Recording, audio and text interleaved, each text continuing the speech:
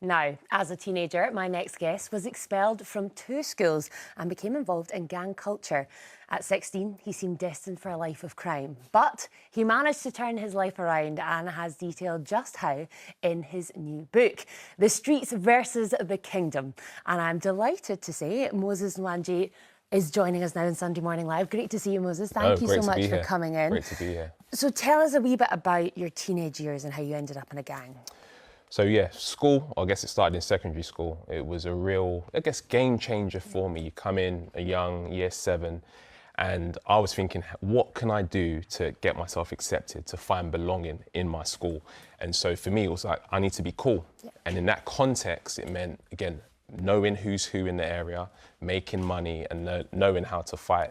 And so very quickly I, in quote, advanced within that. And so ended up getting kicked out, as you mentioned, from 2 schools, ended up in a pupil referral unit. And whilst there, that's where I spent a lot more time with friends. Yeah. But at the same time, we started getting involved in fights, intimidating people, trying to make money illegally. And so you could say we were a gang, as it were. Yeah, not where you want to be, not where your family want you to be, of course. You were born in the UK, but your parents from Nigeria. Yes. And they sent you to boarding school in Nigeria. Is it fair to say that saved your life? Do you know what? Partly, but I would say ultimately it was Jesus who saved my life. But whilst out there, I guess Nigeria was a key moment in my life in terms of intervention.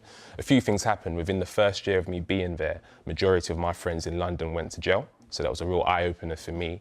But then also it was a culture shock because whilst I had a lot of friends here from being bad, when I got to Nigeria, people wanted to stay away from me because I was being weird. I wasn't actually focusing on my education. And that was a complete shock for me.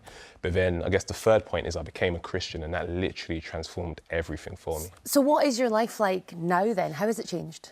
Oh, in a lot of ways. I'm married now. I've got 3 kids, as I mentioned, wrote a book. And so I guess, but more importantly, I live my life with purpose now. I know that my life counts. I know that my past doesn't just determine my future and I'm really living it for Jesus. Yeah, that is amazing. And why was it so important to you to write your story in the book? It came out this year. Yeah, literally it was, I guess, visiting a few of my friends. In 2019, I visited 3 of my friends in jail. And in a nutshell, I went away from that experience frustrated because I realized that their mindset hadn't changed just as mine had. And I realized that ultimately it's because they needed to know the truth and the goodness of Jesus and how he can transform any life. And so I decided I need to write it down in a book, expose the myths, the lies that keep people trapped in gang culture, but also showcasing how they can be set free through the truth of Jesus. Yeah, that's amazing. And you mentioned your faith quite a lot as well. Yes. Has that been important throughout your life in the last few years particularly? Oh yeah, huge. I mean, my name's Moses, so I can't escape it. Yeah, true. But I would say when I was 19, that's when I became a Christian. I was always, I guess, afraid of God. I didn't really want to have anything to do with him. But I came to know that actually Jesus Christ loves people who are imperfect. He loves sinners. He died for them. And so that completely changed my life. And I decided I'm going to follow him. So it's been amazing. If you had one thing, just quickly, what would you want people to take from this book? I would say for young people that their identity doesn't have to be linked to the streets.